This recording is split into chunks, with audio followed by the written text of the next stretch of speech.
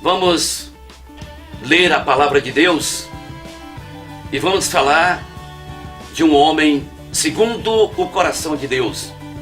Você já sabe de quem eu estou falando.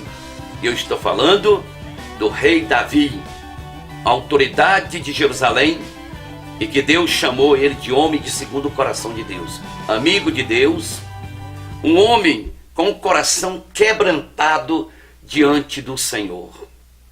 Um homem que foi chamado para ser o rei de Israel, a maior autoridade no estado de Israel. Esse rei seria um homem de um grande caráter, um homem que ali poderia fazer a vontade de Deus, falando da lei que foi dada a Moisés para todos os israelitas, seus compatriotas, seus irmãos. Era para ser exemplo. Um homem que tocava, cantava, pregava, declamava diante de Deus, tinha uma confiança em Deus quando era jovem, ganhou numa guerra, chegou em Jerusalém e foi aclamado por todos, levou a cabeça de Golias para mostrar o Deus de Israel que tem poder, o Deus de Israel que tem unção, o Deus de Israel que fala e se cumpre a sua promessa. Este homem cometeu um crime drástico. Vivia atormentado com uma mulher chamada Mical, dentro do seu palácio, na luxúria, na riqueza, saúde forte, guerreiro. E um dia ele abre a janela do seu palácio. E a primeira coisa que ele vê lá embaixo em uma piscina, uma mulher chamada Betseba. Esta mulher era a esposa do seu amigo mais próximo. Urias era um amigo do rei Davi. Por bem, rei Davi, ele escreveu uma música, ele compôs uma música, e essa música seria cantada pelo cantor principal do templo. Iria tocar o coração de muitas pessoas. Pessoas choravam quando ele tocava, quando ele cantava. O rei Saul ficava maravilhado quando ele pegava ali a sua harpa e cantava, tocava, ele acalmava, porque ele tinha a unção de Deus na sua vida. O seu espírito era amigo de Deus. Ele era um exemplo para a nação. Mas um dia, ele se tornou uma desgraça para a nação. Quando e como nós nos tornamos uma maldição para a família, para a igreja e para a nação? Quando nós declaramos que somos poderosos, como temos confiança no poder que tem em nós, o poder que está em nós quando temos confiança, somos felizes e agradecemos a Deus por isso. Mas o homem cai quando ele confia demais no poder, quando ele começa a ser paparicado, quando ele começa a se orgulhar. Assim aconteceu com o rei Davi.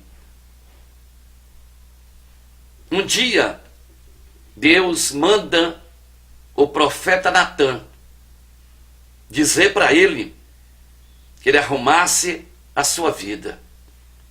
Deus iria matar o rei Davi. Ele não quis acreditar. Ele foi para um lugar, rasgou as suas vestes, jogou-lhe terra cinza no corpo e protestou contra o que o profeta falou a ele. Existem pessoas assim, estão no pecado, não querem mudar, não querem ouvir os profetas de Deus que ainda têm que vai dizer a ele que ele tem que mudar o seu comportamento, tem que mudar a maneira de ser, se ele quer seguir a Deus, se ele quer andar com Deus, se ele quer ser o exemplo da nação e de todos, ele precisa mudar o seu comportamento. E aí acontece que um ano depois de que Deus manda que ele arrume a sua casa, ele manda matar o marido de Betseba e se casa com ela. O que ele fez? O que ele quis com isso? Ele quis mostrar para Deus que ele podia, que ele era o maior, que ele era o rei. Assim ele fez. Mas o nosso rei é Jesus. Tudo aconteceu naquela cidade. Até hoje acontece. Adultério, pecado, morte, suicídio. Tudo. Porque o coração do homem é podre. O coração do homem é enganoso. A Bíblia diz que maldito o homem que confia em outro homem. Não devemos confiar. Você não sabe quem é o teu amigo. Você não sabe quem vai te atacar. Você não sabe. Então não confia. Confia em Deus. Ele confiou nas suas forças. Confiou no seu poder de rei. Confiou na luxúria que tinha. E o que acontece com ele? Quando ele começa a confiar no próprio homem que é ele mesmo, ele começa a afastar Deus da sua vida. E o Espírito Santo de Deus entristeceu com ele e entregou a ele a desgraça. Trouxe desgraça para dentro de casa, para a família e para tudo. O adultério é desgraça. Apesar de muitos achar que é normal adulterar, não é normal. Para o servo de Deus, não é normal.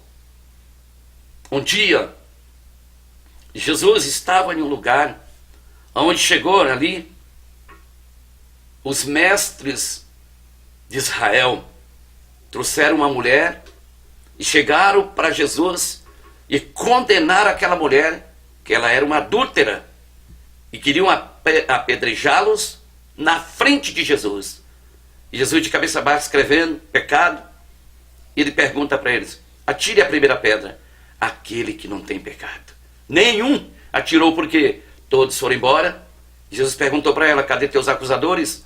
E ela disse: não tem ninguém, nem eu vou te acusar. Vá e não peques mais. Quando Deus mandou falar com Davi para eles arrumar a vida dele, Deus estava dizendo para ele que ele não continuasse com o pecado, porque as consequências eram drásticas. Ele não acreditou, como tem muitos que não acreditam. Tem crentes que não acreditam, estão dentro da igreja, fazem de tudo, louvam a Deus, levantam as mãos para Deus, são santos dentro da igreja. Lá fora, o demônio toma conta deles em casa. Brigam, xingam, maldiçoam, mandam as pessoas para o inferno, não perdoam, o coração está cheio de corrupção. São corruptos, completamente corruptos. A igreja precisa mudar.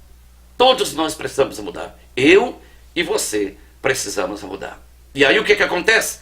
Com o rei Davi, acontece é que ele se sentiu triste, derrotado, já estava sendo derrotado, as consequências drásticas da vida dele.